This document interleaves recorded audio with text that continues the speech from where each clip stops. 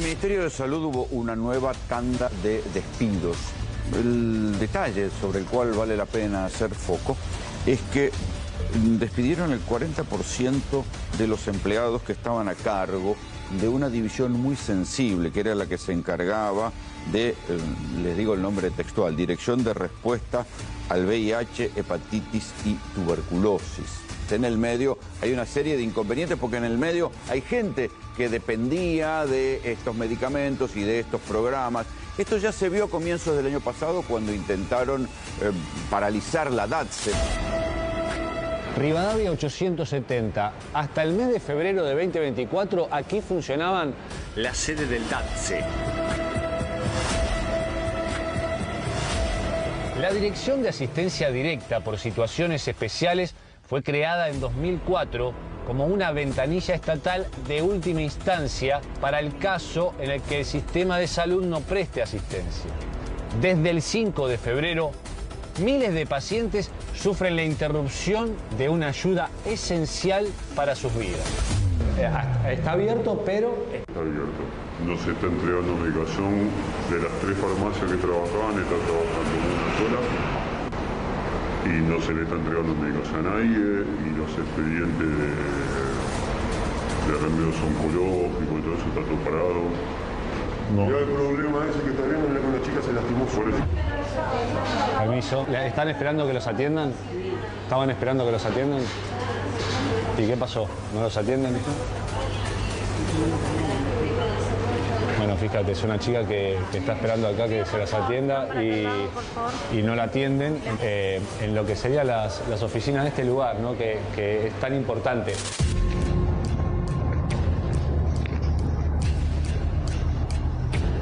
¿Cuántos compañeros tuyos están en riesgo de perder el trabajo en este momento? Hoy en día hay un listado de 3.000 personas y otras 3.000 más. 6.000 por lo menos. 6.000. Quieren el vaciamiento de la empresa. Estamos a la puerta de que pueda pasar una catástrofe en cualquier momento. Te preocupa, no es que no te preocupa. Te preocupa, pero te veo obligado a viajar si es nuestro único medio. Estamos trabajando con bajas condiciones de seguridad.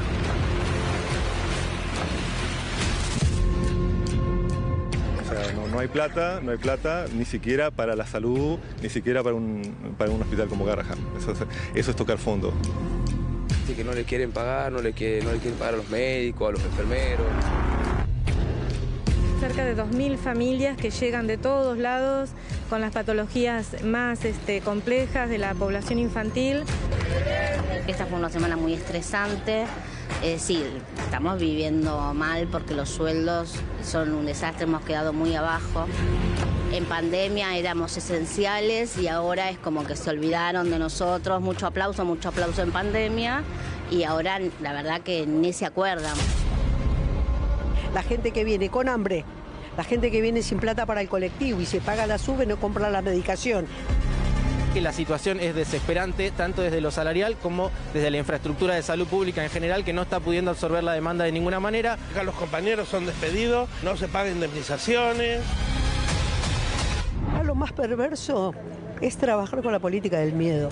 En el Hospital Bonaparte, en el ex Senareso, que de un día para el otro se dijo que lo iban a cerrar. De hecho, se lo había anunciado oficialmente y después, en un fin de semana, se había generado tal protesta, tal bronca, no solo de los médicos, sino también de los pacientes. Recordemos que el Hospital Bonaparte es el Hospital Nacional de referencia en materia de tratamientos de adicciones. ¿Sí? Que se tiró para atrás la medida como parte de 1.400 despidos que hubo en el área del Ministerio de Salud. Hubo 200 trabajadores cesanteados en el ex Senareso, en el Hospital Bonaparte. 200 trabajadores, más los despidos que hubo previamente, implican en este último tiempo el 47% de los trabajadores del hospital que son cesanteados. Los compañeros que hoy se supone que no recibieron ese telegrama de despido siguen sin un contrato, con lo cual nadie les está garantizando tampoco esos 360 esas 360 dotaciones que siguen permaneciendo dentro del hospital. Algún día habrá que estudiar cómo logró el gobierno instalar en el sentido común de vastos sectores de la población esa imagen de los empleados estatales como burócratas casi que roban la plata sin ir a laburar, como una especie de ñoquis escondidos en escritorios que nadie ubica o que ni siquiera van a trabajar. Eso podía quedar en algún momento por desconocimiento, claro, pero cuando la realidad empezó a demostrar que detrás de esos despidos había médicos, había especialistas de diferentes disciplinas en un hospital como el Senareso, con la epidemia de adicciones que asola a la Argentina, el hospital de referencia en materia de adicciones, sistemáticamente le viven echando personal y médicos. El Posadas, un hospital que sostiene la salud pública de buena parte de la zona oeste, despido sistemático de médicos que tenían 10, 15 años de laburo por contrato, renovar, hasta que un día le cortaron el contrato. Y habrá que ver después cómo vendrán los juicios al Estado y cómo se terminarán pagando, pero ahí se acabó esa idea de que el empleado estatal que despiden eran militantes o ñoquis o oscuros burócratas que no iban a laburar. En un momento dado, no sé si alegrarme o no, pero Milei no se jactaba de que iba a despedir 70.000 empleados públicos, ahora estamos en 37.000. Sí, ha festejado además los despidos que ya ha habido, pero sí, el objetivo sigue siendo, Rolo, una mayor cantidad de despidos. Yo hablé con varios trabajadores de distintas instancias, por ejemplo, de organismos descentralizados como el PAMI, que han sufrido despidos en los últimos días y que les dicen que van a continuar los despidos. Lo mismo pasa en algunas áreas de los trenes, por ejemplo, que dependen del Estado. Datos concretos. El ministro Sturzenegger tuiteó 37.000. Pero me fui a buscar los datos. En realidad, si te vas hasta diciembre, porque él lo hizo solo para el 2024, si arrancás diciembre incluido, ¿ves? Ahí está. Lo de Sturzenegger son 37.595. Este es el de Sturzenegger. Ahora, cuando vos corregís, fíjate que arranca en enero del 24. Ahora, si yo le agrego diciembre... le agrego, diciembre del 23. Sí, y le falta otros entes ahí, le falta un cachitito más, te da 41.300 para ser preciso. O sea, ¿podrían festejar más todavía? Sí, efectivamente, me llamó la atención que subestimó su propio dato cuando quería básicamente festejar los despidos. Con un agravante, Rolo, que la verdad no lo había visto, pero que abre un debate interesante. Los datos no están disponibles, pero hay una segunda placa que quería mostrar. Los datos están a julio. Esta es la que recién te mostraba. ¿Ves? 41.309.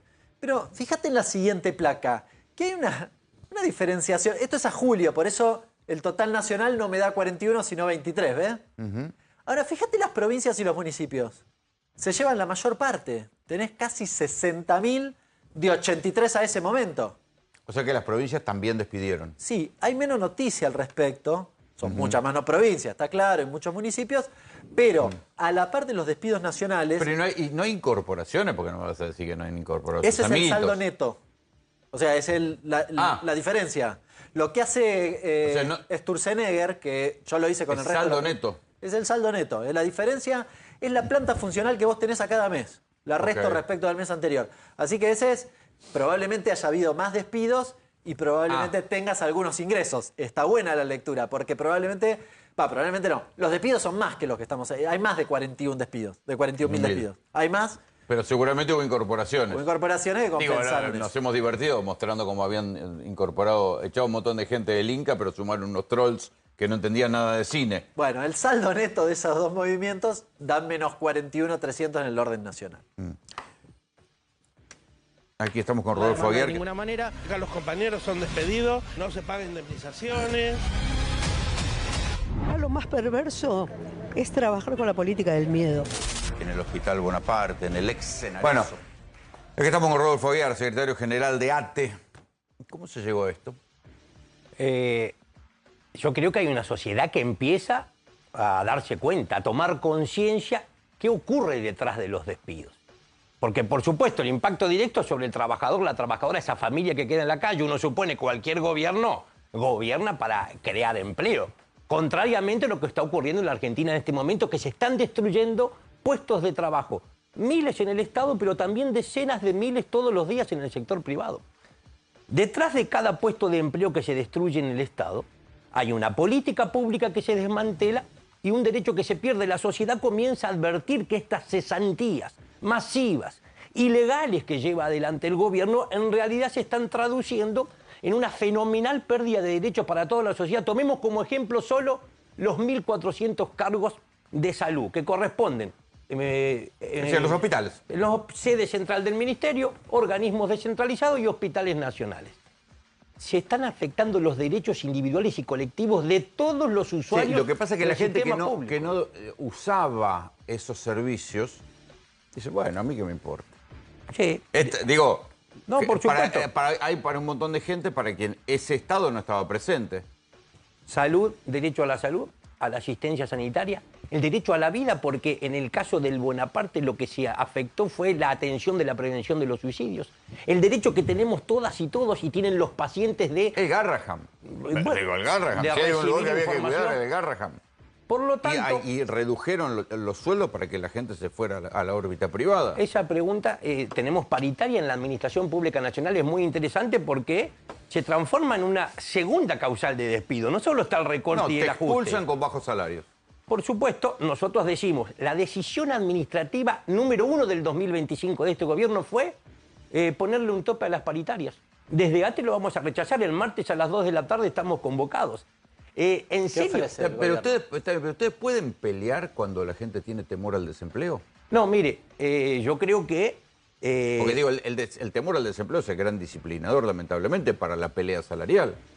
Los estatales educamos, curamos, apagamos los incendios como ocurre en este momento en la Patagonia que está siendo arrasada por los fuegos.